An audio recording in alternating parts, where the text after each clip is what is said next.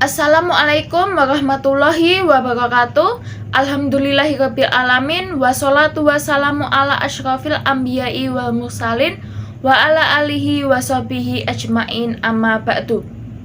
Kami dari kelompok 6 yang beranggotakan Nindita Febri, Dinar Ulfiana, Muhammad Afif, dan Panca Kurniawan akan membahas kitab Aqidatul Awam untuk memenuhi tugas metodologi studi Islam semester 1. Pengarang dari Aqidatul Awam yakni Syekh Ahmad Marzuki. Beliau dilahirkan di Sibat, Mesir tahun 1205 Hijriah.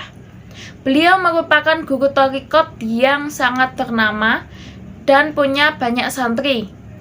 Beliau belajar dari Universitas Al-Azhar Kairo.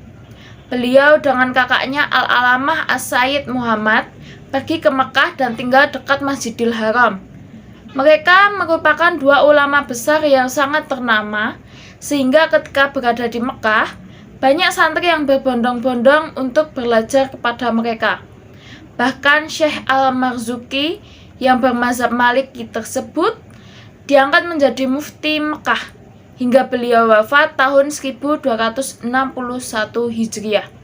Selepas beliau wafat, mufti Mekah digantikan oleh saudaranya As-Sayyid Ahmad hingga beliau meninggal. Pada awalnya, Syekh Ahmad Marzuki mendapat mimpi malam Jumat pertama pada tanggal 6 Rajab 1258 Hijriah yang didatangi oleh Nabi Muhammad SAW beserta para sahabatnya. Setelah itu, Syekh Ahmad Marzuki mencurahkan apa yang diperintahkan oleh Nabi Muhammad SAW dengan syair-syair yang diberitahukan kepada Nabi Muhammad SAW. Maka dari penggalan arti yang di atas tersebut digabungkan bahwasanya Ahlu Sunnah wal Jamaah merupakan kaum penganut ajaran dari Nabi Muhammad SAW. Awal kitab Aqidatul Awam ini berisi hanya 26 bait. Akan tetapi dari Syekh Ahmad Marzuki ini memiliki cinta yang besar dengan Nabi Muhammad SAW.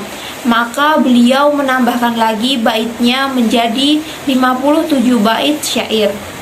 Uraian kitab kuning ini berisi tentang kitab Aqidatul Awam yang merupakan salah satu kitab yang berisi tentang dasar-dasar akidah Ahlu Sunnah wal Jamaah, yang merupakan akidah yang diikuti oleh mayoritas umat Islam.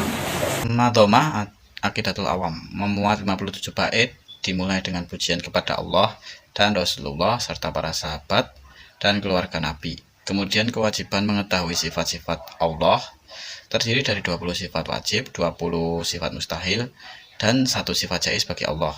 Lalu ada 4 sifat wajib dan bagi Rasul. Ada pula 4 sifat mustahil dan 1 sifat jaiznya. Beberapa sifat wajib bagi Rasul antara lain sidik yang berarti benar, amanah yang berarti dapat dipercaya, tabligh yang berarti menyampaikan, dan fatonah yang berarti bijaksana dan cerdas. Adapun sifat jaiz bagi Rasul al-aradul yang berarti sama dengan Rasul. Nabi dan para Rasul memiliki sifat yang berbeda. Nabi menerima wahyu dari Allah untuk dirinya sendiri, sedangkan Rasul menerima wahyu dari Allah untuk disampaikan kepada umatnya. Nabi diutus kepada kaum yang sudah beriman, sedangkan Rasul diutus kepada kaum yang belum beriman. Setelah itu disebutkan sifat wajib, jaiz, dan mustahil bagi Rasul, dan nama-nama 20 nama Nabi, kemudian sifat malaikat secara umum dan nama-nama malaikat yang 10, nama-nama kitab, dan kewajiban menerima setiap apa yang disampaikan Rasul. iman kepada hari kiamat. Setelah itu, nama-nama keluarga Nabi, Isra Mi'raj, dan kewajiban sholat kemudian penutup. Adapun hukum mengetahui iman kepada malaikat adalah fardhu ain. Jumlah kitab yang harus diketahui umat muslim ada 4, yakni Taurat yang diturunkan kepada Nabi Musa, Injil yang diturunkan kepada Nabi Isa, Zabur yang diturunkan kepada Nabi Daud, dan Al-Quran yang diturunkan kepada baginda Nabiullah Nabi besar Muhammad Sallallahu Alaihi Wasallam.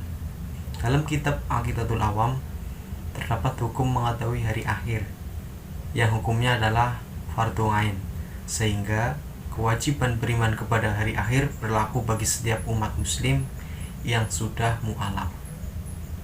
Umat muslim yang sudah mu'alaf apabila beriman kepada hari akhir akan mendapatkan pahala.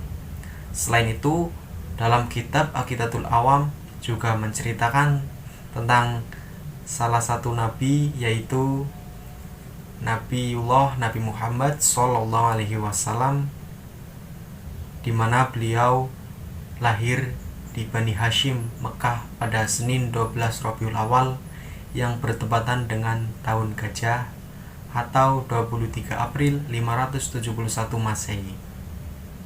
Hukum mengetahui nasab Nabi Agung Muhammad Sallallahu Alaihi Wasallam adalah wajib. Nabi Muhammad Sallallahu Alaihi Wasallam menerima wahyu pada umur 40 tahun. Pada usia 63 tahun, beliau wafat. Beliau meninggalkan 9 orang istri.